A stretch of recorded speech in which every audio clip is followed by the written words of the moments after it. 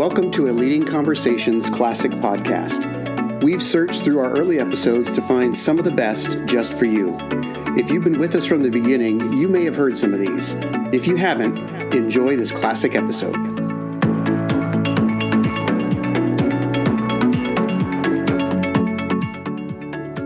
Welcome to the Leading Conversations podcast, sponsored by the Excel Leadership Network.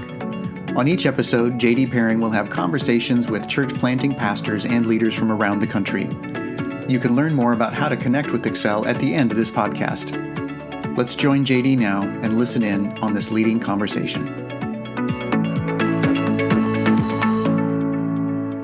Well, welcome to another Leading Conversations podcast with Excel Leadership Network. Today, we are thrilled to have the great, the mighty Dr. John Jackson here with us. John's been a senior pastor, a staff pastor, a church planter, co-founder of Thrive International. He was the director of Transformation Ministries when it was the Pacific Southwest region of something or other. And now he is El Presidente, president of William Jessup University here in Northern Cal. Thanks for being with us, John. Hey, JD, thank you so much. I'm glad to be here, but I got to tell you, all those roles means I'm looking for something I can do well. I'm trying to figure out what I'm good at, but I know what Excel Network is great at. You are great at church planting and supporting leaders, and so I'm honored at the privilege to have this conversation today. Well, it's great. It's great to be with you. I think with you, you have one of the deepest talent stacks of anybody I know who can preach. Also, best-selling author. Your new book is killing it, isn't it? Yeah, Grace Ambassador. I'm so grateful for that. JD, sometimes we have these microwave moments where we get the aha, but me, I'm a little slow. This has probably been burning in my gut for between 15 and 20 years. So Grace Ambassador is doing really well. Some churches are even starting to use it in small groups, which is what I've always prayed for. And really, if I could just give a quick synopsis, it's sure. I read it. I loved it. Oh, thank you. The Grace Ambassador is all about this. I've been really bummed out that sometimes as Christians, we buy into the deception that life has sacred and secular parts. And sometimes we think about our vocation as something that takes us away from God. And I just wanted to say to everybody, you can be a Christian in your everyday life. In fact, I think Jesus actually wants us to be ambassadors of heaven. Grace ambassadors, to bring God's love, care, and kindness into the everyday. At the gym, when you're walking in the neighborhood with your dog, when you're at the cube at the office, or you're in the warehouse or delivery truck, or at a restaurant with a server, you bring Jesus, you bring his grace everywhere you go. So I'm really trying. So is it about evangelism? Yes. Is it about discipleship? Yes. Is it about ministry? Yes. So it's really my whole heart just coming out there. If you're not careful, I'll preach a sermon. As it is in heaven, right? That's your big line in the book. Yeah. And JD, I hate to say this. I mean, my Baptist backgrounds are deep and my roots are deep, and I love the Word of God. I have a heart for the Spirit of God and the Word of God being together. But JD, I say this in the first part of the book. I said the Lord's Prayer over and over and over again. And every time I came to that phrase, thy will be done on earth as it is in heaven, I actually thought of it as a Hallmark card sentiment, like, oh, that's sweet. Jesus is saying, wouldn't that be just nice? I never really believed that God expected his will to be done on earth as it is in heaven. Now, in the sweet by and by, someday in heaven, yep, all good, but not in the everyday. And so, JD, man, that was a point of conviction about 13 years ago. Well, John goes into great detail because it was aha for me reading your book. So I highly recommend it. You can get it wherever books are sold, right? Yep. That's right. Hey, you've had all these roles, and you started out early as a pastor. So tell us, how did you come to Christ? Well, this is my short story. And again, with my Baptist background, if you'll either forgive or accept that for some of our listeners, let me just say, I grew up in church. I was a pastor's kid every Sunday, every Wednesday being in church. JD, at age 7, I walked down the aisle and I remember it. I told my dad, hey, Dad, I want to rededicate my life to Jesus. And my dad said, son, you haven't prayed to receive Christ yet. And JD, honestly, this is the way it was. I was a good kid. I knew that in a Baptist church, you could receive Christ, rededicate your life, become a member of the church, or get baptized. I just didn't know there was an order you had to do those in. So I picked out rededication. So anyway, long story short, age 7, I pray to receive Jesus. I get baptized shortly after that. But really, JD, it was age 14 when I had this, real, I won't call it a second conversion, but I had this real rededication of my life to Jesus and began to get really serious about, I want to live out my faith in the everyday. But JD, I told God I wanted to be a pro baseball player. And it was about 2 years later. Didn't we all? Right? Oh, I know, exactly. In our era, it was like, I want to be a baseball player. And so anyway, I got to the point where between age 15 and 16, I figured out I was pretty analytical. So I'm good, but I'm not great. So I had a life crisis at age 15, went for about a year. Lord, what would you have me do with my life? And I remember, JD, telling the Lord in prayer, just this young man praying with fervency, I will do anything, Lord, to serve you, except for 2 things. I will never, ever be a missionary, because missionaries wear grass skirts, they live in grass huts, and they show boring slideshows when they come back to America. That was my view as a 14, 15-year-old. But then the second thing, God, I will never be a pastor. And man, JD, I just had one of these experiences, age 16, where I felt like God called me to be a pastor. So from age 14 on, I was really sharing my faith vibrantly. Age 16, I got this call to be a pastor, and it was not what I sought after. But once I got that in my heart, that has become my life. So you were called early, and you jumped into it pretty early, right? I did. I kind of went after it. Got a little bit of that maybe in my personality. So I said, okay, Lord, if I'm going to be a pastor, and this is the way I grew up, because I grew up in church. I thought I was going to go to college, go to seminary, and then I was going to go to South Dakota and preach to 25 people and some sheep, because that's the story I'd heard from my dad's generation. If God calls you, son, you say yes, and you go out in the middle of nowhere where you don't know anybody and you preach to some people. And so I went after it, JD. I went to college. I started being a youth pastor. Fill in a little bit of the story. I met the woman who's my wife today when I was 16. I saw her and I heard her testimony of the Lord, and I said, man, I want to marry that girl. So I turned 18 in July. We got married in August.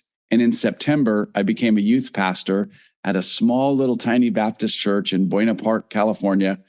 And this is how much the Lord rightfully trusted me at the time, JD. I'm 18 years old, and I'm being youth pastor with 4 kids in the youth group. And I don't even know if the Lord should have trusted me with those 4. But anyway, the Lord grew that. So I was married at 18. The Lord grew that. It went from 4 to 40. And that was the beginning. So you did a lot at 18. You've always been more mature than your age, maybe even now. So what do you do from there? Well, so this is kind of the trajectory. And I hope when listeners are hearing this, will go like, gosh, like what's up with that? And how much of that was God and how much of that was John? And I want to interject a little bit, but I was a youth pastor for a year and a half in Buena Park. Then we went back to the church that my wife had kind of grown up in Oxnard, California. And that was really a shaping moment. 12 years there. I was a youth pastor, education pastor, associate pastor, and then I'll pause for just a second. 7 years. That 7 years, JD, I was able to finish my seminary degree at Fuller Seminary because of some experiences I had in my undergraduate work where people look down on Christian education. I ended up getting a PhD from the University of California. But I want to press pause. So I'm 25. I got a PhD. I've been married for 7 years. I've been a youth pastor, associate pastor, a minister of education before that. JD, if I look back at those 7 years, I do not recommend that to anybody. I was not healthy. I was striving. I was like, okay, I'm going to do this. And it wasn't that I was trying to be better than other people. I have a strong competitive thing in me, but it's more about self-competition. Like, are you being your best? But there was a lot of that time period, JD, where I look back and I have regrets because I was striving. I think, trying to earn God's approval. I discovered this later on is somehow, some way, I thought God would love me more if I achieved more. And it took a long time to just really come to peace with, and I got to be who God's called me to be. and stop this, striving. So anyway, when I was 25, JD, the church I was in, maybe I was just beginning of 26, age 26, the church I was in, the pastor had a serious moral failure. And this was about a 90-year-old Baptist church. We loved the people dearly, but the senior pastor had a terrible series of moral failures. This was back in the 80s when the televangelist scandals were happening. And our church blew up. It was bad. JD, I remember going to a Christian bookstore and hearing somebody at the counter explain to somebody else why they wouldn't want to go to our Baptist church because there's a lot of scandal there. And at that time, I had gone from the associate pastor to being the acting senior pastor. And I'm 26 and like, what do I know? But I'm trying to be mature and all grown up. And so I became the senior pastor. And for 5 years, I was senior pastor of this 90-year-old Baptist church. And JD, there's this old saying, what doesn't kill you will make you stronger. Those 12 years in Oxnard, California were so shaping of my life. I still look at young men and young women who are now old like me or older people who've now gone on to be with the Lord. That was a shaping moment. So from there, just accelerate quickly. I for 5 years was the executive minister of the American Baptist Churches of the Pacific Southwest. How does that happen? How do they give that to what you're 30, 31? I was 31. I was the youngest in the 200-year history of Baptists. And JD, I got to tell you this story just very quickly. There was an older man. I'm going to tell you who it was in just a minute. There was an older man who was like, you're not supposed to know who's the candidates, but Baptist life, you sort of figure out who it is. There was an older man. And I think he should have gotten it. He had experience. He'd been successful, but he'd probably developed a few enemies over time. And so I was the young kind of rising star, like, hey, he's pastored a church through really rough circumstances. By the way, Oxnard did not grow like crazy, but we stabilized and we were known as a fruitful church. I was, I think, a good teacher, a discipler, a leader, but we were not hitting church growth records. Everybody looks at me and go like, oh, you always grew. Not necessarily. Sometimes there's a real time of a church settling. And so anyway, I think they picked me partly, JD, because nobody who was smart enough would take that job. And then second of all, there was the problem with maybe the politics. So here's the end of the story. His name was Bill Ebling. He just died. He just went on to be with the Lord. He was such a gifted guy. And 2 weeks after I started the job, I reached out to him and said, hey, can we have lunch? We had lunch. And I said, is there any way you'd come alongside me and you serve in I think it was the world missions role, the fundraising and world missions role. And let's do this together, okay? Because we both loved the region. I grew up there. He'd spent a lot of his life there.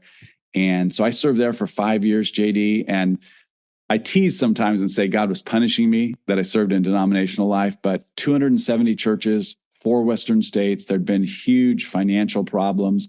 But the Lord was faithful. Churches doubled the number of baptisms in those 5 years. We focused on camping and church planting and church health. And JD, God just did some amazing stuff. And I'm so excited that years later, they became Transformation Ministries. I know that you've had such a significant partnership with the Excel Network, and you've helped a lot of the ministries there. The last 3 people who've occupied the job since me, I've had the privilege to know all of them and to be in relationship. And so I'm so excited about that. But JD, something was in my heart, and I missed the local church. I often say to people, I love Jesus, I love family, and I love the church. And so much of that denominational role I was missing, even though I spoke in churches and pastors were my friends and we poured into the network. Mm-hmm. My wife and I, we still had little kids and we missed the local church. So that began a stirring. It took, I think, JD, almost 16 months to culminate, but there was a stirring that eventually led to us saying, we're going to go plant a church. So where did the planting come from? Is that just you were doing that with the region and you just kind of got a heart for it? You know what, JD, honestly, I hate to admit to these things because it sounds so unspiritual, but I remember praying to the Lord, if I could leave this denominational role and go to another medium to large church, which is what I'd been a part of before, if I could go to a medium to large church, have a really good office, a really good salary, then I know I could do good things for the kingdom. I prayed that crass prayer. I mean, sorry, but that's how carnal I was. And JD, there were some opportunities. My wife and I went to these places and we prayed, and it was clear that it was none of Jesus and it was all of me. So we went through this process and we went to a conference, had nothing to do with church planting. And we kept praying, and we felt, JD, like the Lord gave us a vision. He gave us a vision to plant a church. He gave us a vision of the place it was going to be. And JD, it was a place I'd never been to. I had always said I'd never be a pastor or a missionary. It felt like church planting. I was being called to be a missionary. Yeah. So JD, we left Southern California, where we'd lived all our lives, and we went to Northern Nevada. We sent a letter out to our Christmas card list. Not quite, but almost said, hey, here's our children. They're going to starve if you don't support us. We didn't say that, but, cast a vision for a church. 3 couples decided to leave their home and come with us. So we started with 8 adults, 12 children, but we did the worst kind of church plant. We parachute dropped into Carson Valley, Nevada, which is just south of Carson City. And we had a heart to reach Carson Valley, Carson City. And JD, that was the most exciting 13 year. We've been 12 years in Oxnard, 13 years in Carson Valley. To this day, I would say those were the most exciting ministry years of our entire life. Unbelievable. Well, that was just an amazing, amazing church that you planted there. Incredible ministry, just touching so many people's lives, John. That I got to see some of that. That was just really, really cool. But what happened after 13 years? You so living at the backside of Tahoe, I think. Yeah, and believe me, like we were living on the foothills. We're about 4,700 feet. We literally could be at Heavenly Ski Resort in 15 minutes. I hate to confess to that. We had amazing people, and JD, I'll just say with all honesty, it never gets old seeing people come to know Christ, seeing marriages be saved, seeing families restored, and seeing a community impacted. I sometimes will say this, hi, my name is John, and I'm addicted to transformation. Just like, I don't know, I'm 61, almost 62, seeing people get saved, seeing people get healed, seeing people's marriages come together, seeing families have hope, prodigals coming home, man, gets me going, gets me enough juice to keep going. So I was there minding my own business, JD, and through a series of circumstance, actually started with Jack Hamilton at High Desert Church down in Victorville. Jack introduced me to Ray Johnston at Bayside Church. And so Ray and I had been in good rapport since 1997 when we started the church. He was watching what was happening. It was called Carson Valley Christian Center at first, CVC, and then it became Life Point Church, and that's where it is today. It's still a thriving ministry. But he was watching us and said, man, you need to come over, help me do this. And so I agreed not to come over, but I agreed to launch Thriving Churches International, took my nonprofit ministry that I was just speaking and writing and doing some things, and said, okay, we'll launch it with this. We'll make this Thriving Churches International. And then I'll just come help Bayside Church. But Bayside Church in Sacramento has a gravitational pull. And so over time, they just kept saying, hey, we need you to come over. We need you to, Ray set up this thing where he and I and a guy named Bill Clark, the office of the senior pastor with 3 of us. So there were 3 senior pastors. It's kind of an early version of multi-site, except we just had a main auditorium. And then I think we had a video cafe. That was all Bayside had at the beginning. And so for a year and a half, JD, I pastored my church, led Thriving Churches International, and then I would drive over to Bayside to help during the week, not during the weekend, but just during the week. I remember those days, John. Yeah. Oh, and it was insane. I look back at that and say, Lord, what was I thinking? Whatever I was thinking, I wasn't thinking well. But eventually, JD, we got my successor, Bill McCready, put in at Life Point Church, and we felt like we had to ultimately be over here. And I want to say this with affection. I still have a daughter and son-in-law who work at Bayside Church. So I want to say this with affection, but I also want to be real. When I was commuting and being a consultant, my relationship with Ray worked. And I think I was helpful to Bayside. When I got here on the ground, a lot of stuff was changing. But when I was here on the ground full time, Ray and I were not good together.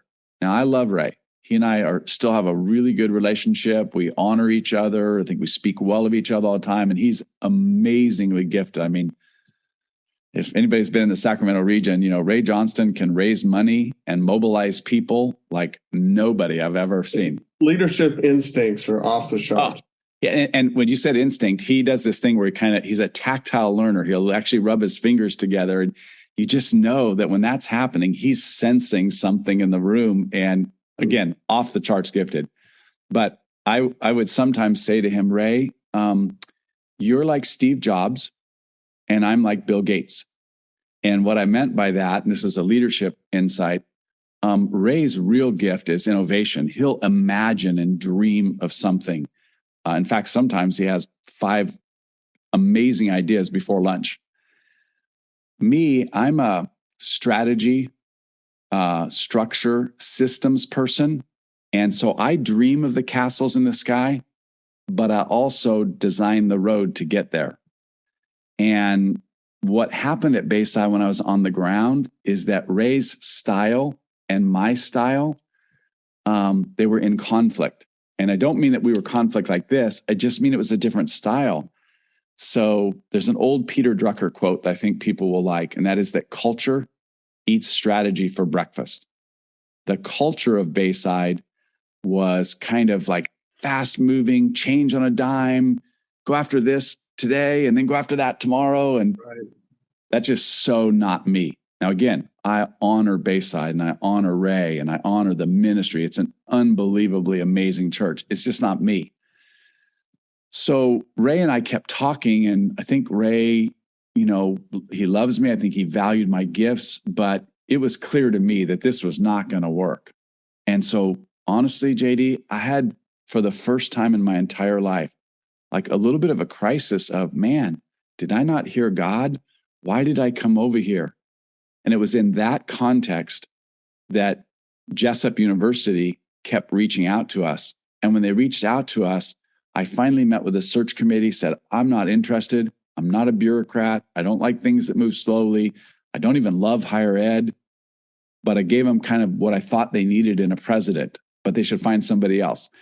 And I was just going to go pastor another large church or pastor a ministry or something like that, lead a ministry. And JD, what happened was after about a 3-month period of time, one of the key leaders of Jessup, who, by the way, just to shamelessly name drop, his name is Pat Gelsinger. He's now the CEO of Intel. How Jessup University had a connection with the man who is now the CEO of Intel is just a God story. My predecessor, Bryce Jessup, had married Pat and Linda when Pat was 18, 19 years old. And Pat was the first chief technology officer of Intel, left Intel to another company, came back. And when Jessup was talking to me, Pat was the chairman of the board because he had come at Bryce's request to kind of help settle things down at Jessup because there was kind of a rocky place. So long story short, in 2011, I left Bayside after being literally only 9 months on the ground. It felt for the first time in my life, JD, like a ricochet. I came to Jessup. Pat had said, John, I've got vision, I've got direction, I'll support you on the board. And Pat's not on the board anymore. He can't with all the craziness he does. But I just had dinner with he and Linda a few weeks ago.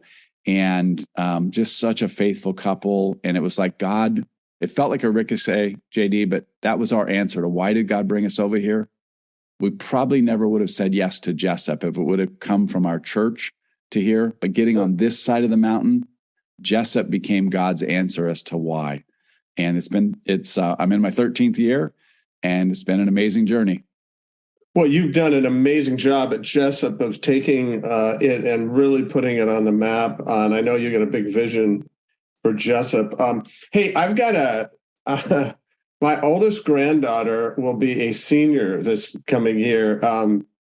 Give me the pitch to give to her to go to Jessup.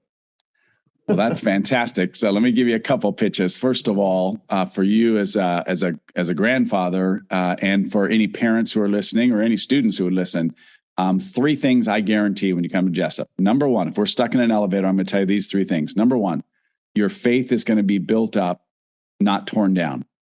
A lot of times when people come to college, their faith, especially Christian faith, gets targeted and gets destroyed.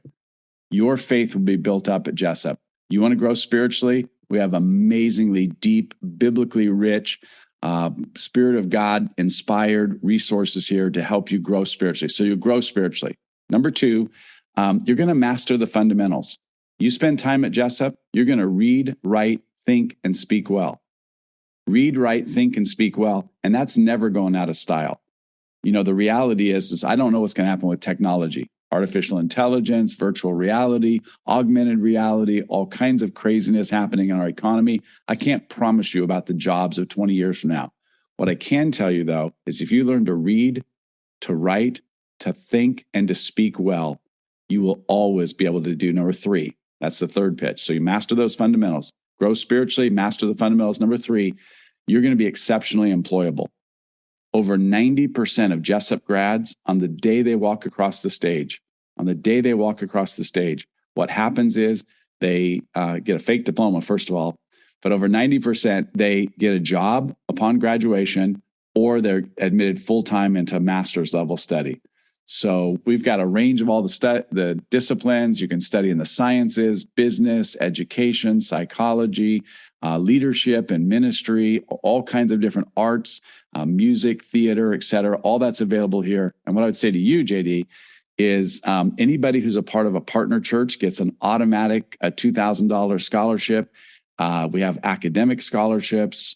People look on the website and go, oh my goodness, $37,000. Can I just say this to you? Nobody pays $37,000.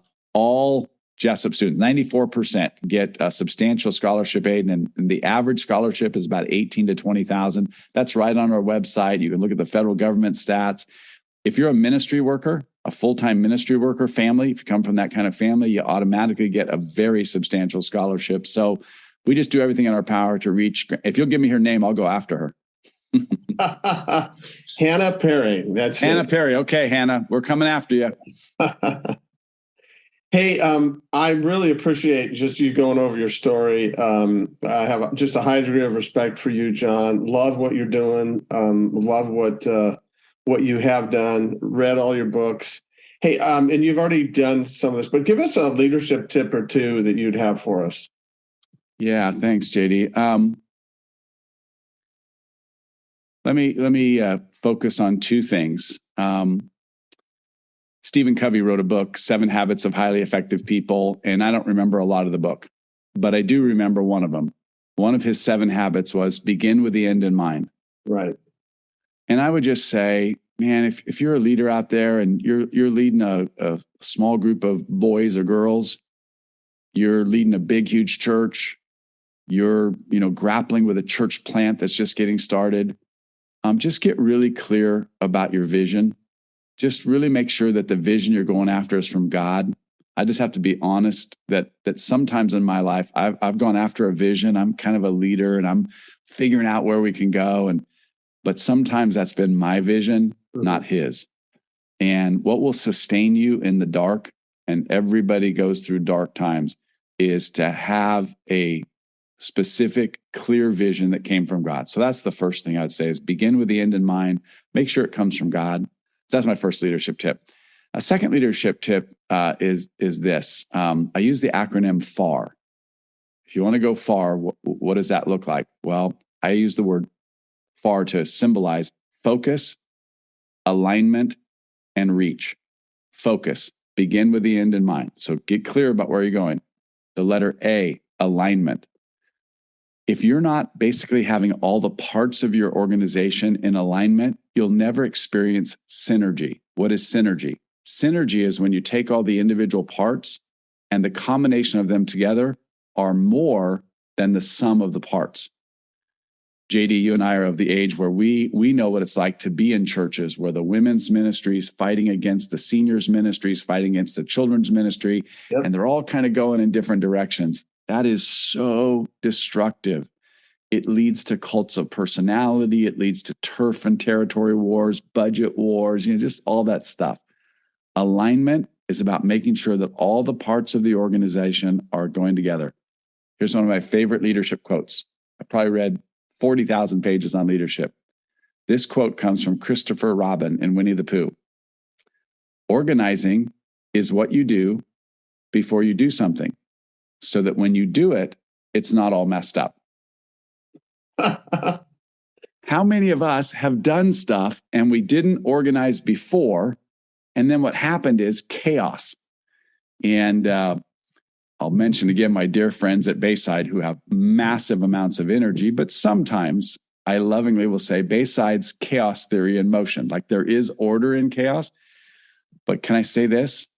Clarity reproduces. Clarity grows. Chaos might have an energy, but if you're not aligned, if you're not focused, you're not going to be able to extend your reach over time.